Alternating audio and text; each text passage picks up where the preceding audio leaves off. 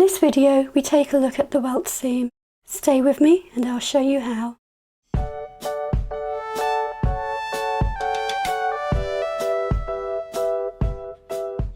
The welt seam is a lot like the plain seam, but we have an added layer of security by adding a row of top stitching.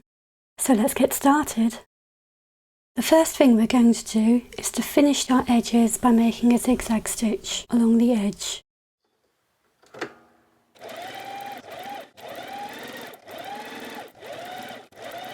Now we've done our zigzag stitch along the edges, we can sew our two sides together, placing our right side or outside of the fabric together, lining up the edges.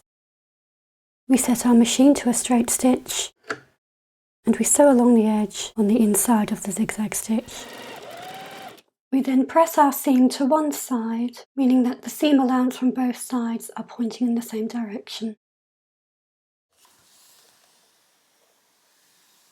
Now we top stitch the seam allowance down. We place our fabric on the machine, right sides facing up, making sure the seam allowance on the back is underneath the foot. We then use our original seam line as our guideline, keeping it in line with the edge of the foot. And we stitch that down along the length of the seam.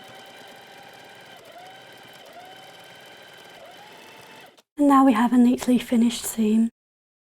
Here it is from the right side and the wrong side. And that's how to do the welt seam.